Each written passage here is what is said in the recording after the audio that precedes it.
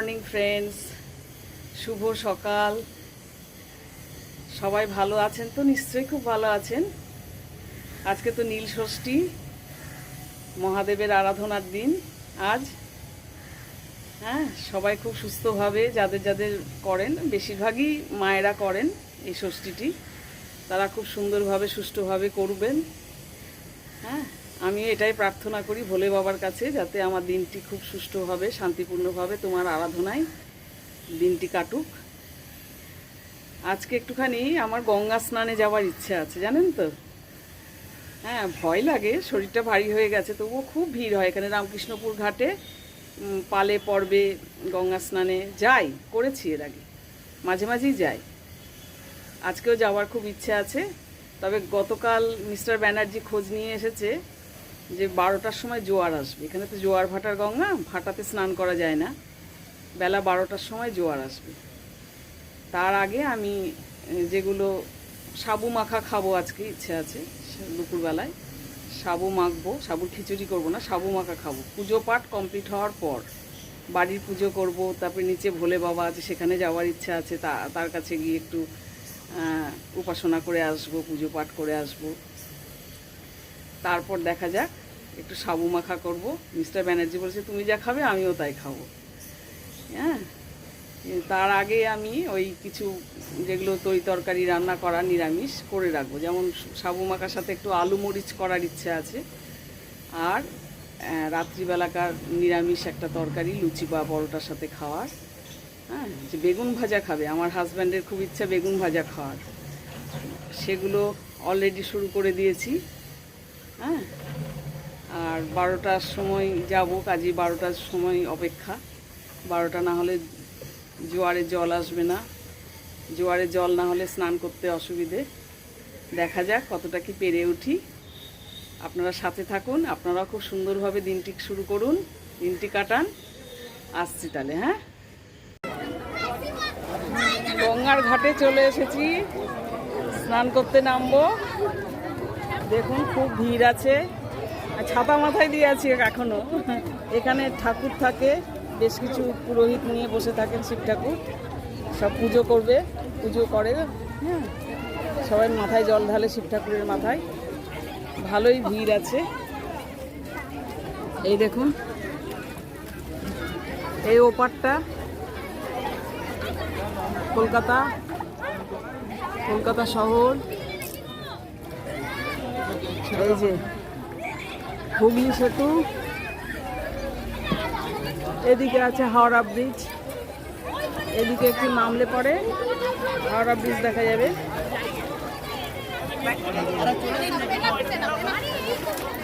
এই যে হাওড়া ব্রিজের একটু কোনা দেখা যাচ্ছে, ভরা জোয়ার, একদম পায়ের কাছে জল। আগে মিস্টার ব্যানার্জি করে নেক স্নান, ওনার সব পাহারা দিচ্ছি আমি, তারপর আমি আস্তে আস্তে নামবো। জয় শিব শম্ভু করতে করতে আমি নামবো। হ্যাঁ, দেখা যাক ঠাকুর ঠাকুর করে। এই দেখুন মিস্টার ব্যানার্জি ডুব দিচ্ছে, নেমে পড়েছে আর ডুব দিচ্ছে।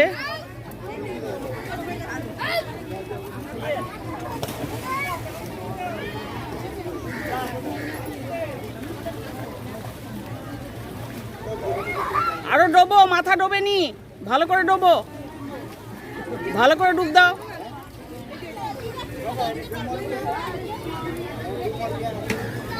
ভালো করে হচ্ছে না, ভালো করে ডোবো।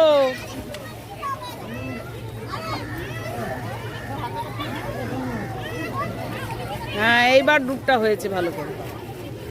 আমার স্নান হলো, এবার অরূপা স্নান করছে।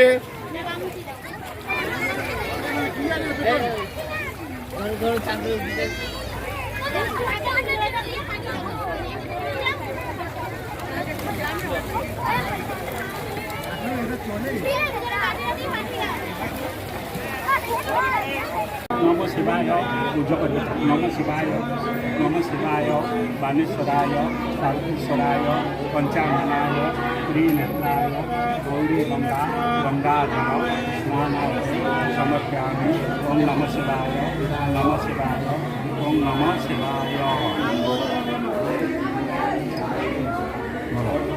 দেলে হ্যাঁ তারপরে শুনুন মালা করে নম শিবায় কইটা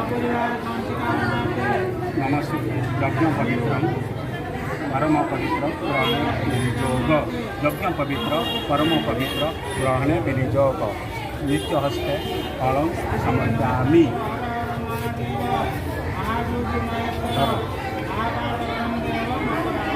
নম শিবায় ধায় নিত্য মহেশ রজত গিরিনিগ্রহ চারুচক্র প্রশাসন রত্না কল্প জলাঙ্গ পরশু নবভরা নেতাস গঙ্গাপুষ্প বেলপত্রী স্বচন্দন পুষ্পাঞ্জলি নম শিবায় পদ্মা শ্রীনি স্তুতি মমরবনে বিশ্ববন নিখিল ভবভয় পঞ্চবক্র ত্রিনেত্র বদামহি নমস্তে অদ্য চৈত্র মাসে কৃষ্ণপক্ষে প্রতিপদাঙ্কিত রবিবাসরে গঙ্গা স্নান করুন সপরিবার শান্তির মধ্যে শিব পূজা কালে নিত্যস্থায় ফলম পুষ্পম বালাম যজ্ঞ পবিত্র সমর্পণ নম শিবায় নম শিবায়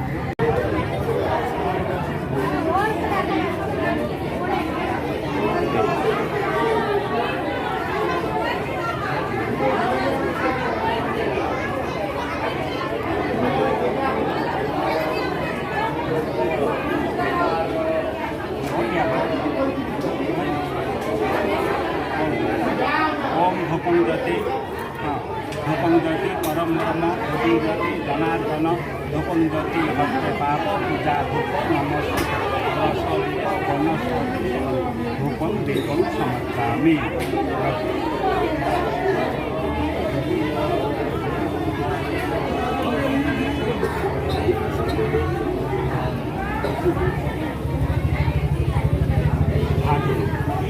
হর হর মহাদেব মহাত্মা মহাযোগী মহেশ্বর কলাস্পতি মহাদেব সর্বব্যাধি নিবারক মকরায় নমো নম নম শিবায় নম শিবায় অদ্য শিবপ্রাকারে মিষ্টান্নম সমর্পয়ামি রবিবাসরে তোর নাম বলছ তোমার নাম বলছ মিস্টার ব্যানার্জি দিচ্ছে জল মহাদেবকে এই গঙ্গার তীরেই নম শিবায় নম শিবায় নম শিবায় নম শিবায় নম শিবায় নম শিবায় নম শিবায় খুব ভিড় হয় এখানে যে কোনো পালে পড়বে